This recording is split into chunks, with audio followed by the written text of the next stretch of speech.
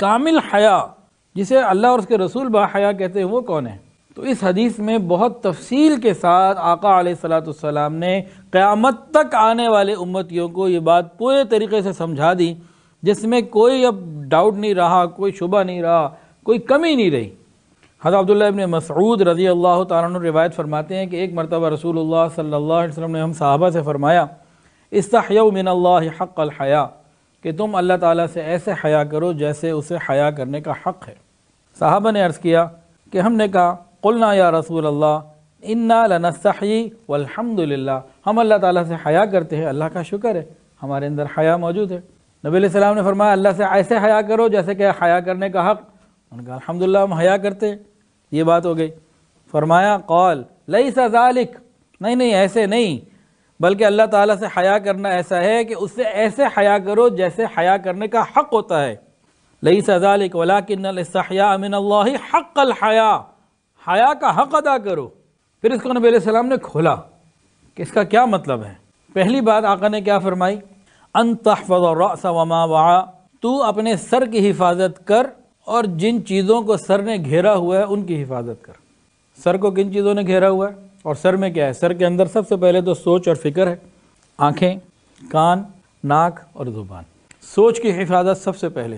فکر کی گندگی یہ بندے کو ناپاک کر دیتی ہے، باطن اس کا ناپاک ہوتا ہے۔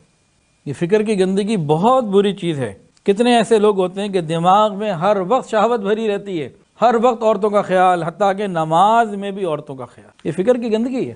تو سوچ کی بربادی کے دو اسباب ہیں زیادہ تر، ایک مال، دوسرا جمال۔ یہ دو چیزیں انسان کی سوچ کو خراب کر دیتی ہیں۔ مال کے سلسلے میں اکثر اوقات انسان اپنی ضروریات کو نہیں دیکھتا، خواہشات کو دیکھتا، یہاں سے کام خراب ہو جاتا۔ ضروریات کی تو کوئی حد ہوتی ہے، خواہشات کی کوئی حد نہیں ہوتی۔ تو مال کے بارے میں انسان اگر ضروریات تک محدود رہنا سیکھے تو بہت سارے گناہوں سے بچے گا۔ انسان یہ چاہتا ہے میرے پاس اتنا پیسہ ہو، اتنا مال ہو، میں اپنی تمام خواہشات کو پورا کر لوں، اور وہ یہ سمجھتا ہے کہ شاید پیسے سے ہی میری خواہشات اور ضروریات پوری ہوں گی، حالانکہ غلط سمجھتا، ایسا نہیں ہے۔ بعض مرتبہ ایسا ہوتا ہے کہ انسان، یا یوں سمجھ لیجئے کہ مال سے انسان اینک تو خرید سکتا ہے، بینائی تو نہیں خرید سکتا۔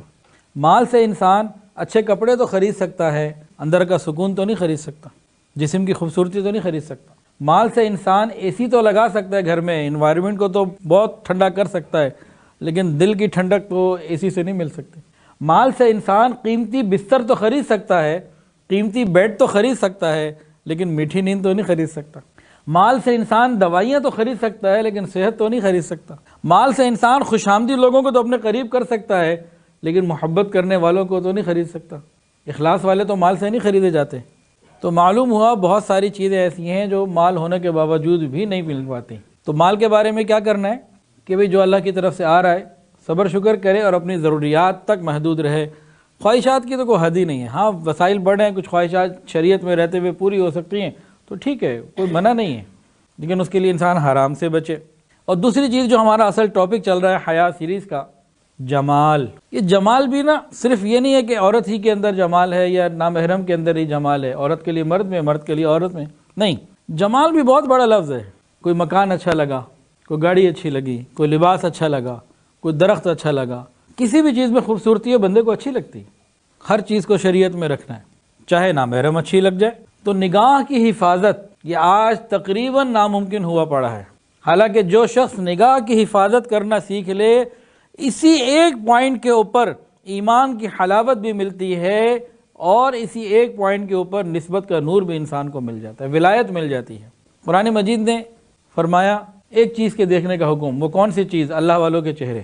وَاصْبِرْ نَفْسَكَ مَعَ الَّذِينَ يَدْعُونَ رَبَّهُمْ بِالْغَدَاةِ وَالْعَشِيِّ يُرِيدُونَ وَجْهَهُ وَلَا تَعْدُ عَيْنَاكَ عَنْهُمْ۔ فرمایا کہ آپ ان کے چہروں کو دیکھتے رہے، یہاں سے نگاہیں نہ ہٹیں۔ اب کن چیزوں کو نہیں دیکھنا؟ سب سے پہلے تو فرمایا قُلْ لِلْمُؤْمِنِينَ يَغُضُّوا مِنْ أَبْصَارِهِمْ، نامحرم کو نہیں دیکھنا، دوسرے کے مال کو بری نیت سے نہیں دیکھنا۔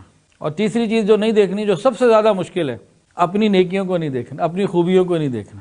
اور آج کفر نے پورا زور لگایا ہوا ہے کہ مسلمانوں کے معاشرے میں بے حیائی ہر طریقے سے پھیلے۔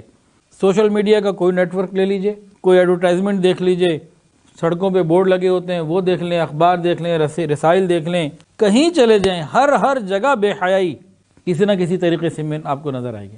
تو یہ سوچ اگر پاکیزہ ہوگی نا جوانی میں اگر کسی جوان کی سوچ جوانی میں پاکیزہ ہوگی تو بڑھاپے میں بھی انشاءاللہ تعالیٰ پاکیزہ رہے گی، اور اگر جوانی میں پاکیزہ نہیں تو ضروری نہیں ہے کہ بڑھاپے میں لازمی پاکیزہ ہو جائے، پھر بڑھاپے میں بھی اسی طرح معاملہ رہتا ہے۔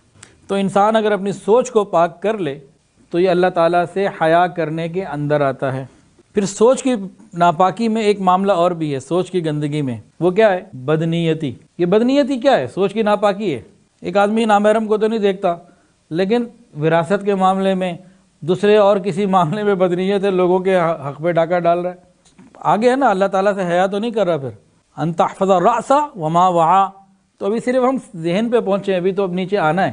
تو بدنیتی جو ہے یہ بھی بڑا خراب کرتی ہے کام، کسی کے لیے برا سوچنا، دشمنی، انتقام کی آگ، یہ سب چیزیں، اگلے کو کچھ ہونا ہو یہ سوچنے والا ضرور ڈپریشن کا مریض ہو جاتا ہے۔ لوہے کو جب زنگ لگتا ہے وہ تبھی وہ خراب ہوتا ہے، اگر زنگ نہیں لگا ہوا تو لوہا تو قیمتی ہو رہا ہے ہر وقت۔ اسی طرح انسان کی سوچ اندر سے اس کو زنگ لگا دیتی ہے، یہ بدنیتی، یہ زنگ کی مانند، یہ انتقام کی آگ، یہ زنگ کی مانند، یہ بغض، کینہ، حسد، دوسرے کی ترقی کو برداشت نہ کر سکنا، یہ سب زنگ ہیں اندر کے، جو انسان کے پورے جسم کو زنگ آلود کر دیتے ہیں، اور یہ بالکل ناکارہ ہو جاتا ہے۔ ورنہ تو اللہ نے اس کو بڑا مضبوط بنایا ہے، لوہے سے زیادہ مضبوط ہے، لیکن جب اندر سے زنگ آ جائے تو نہ لوہا بچتا، اور اس قسم کی سوچ میں زنگ آ جائے تو بندہ بھی گیا۔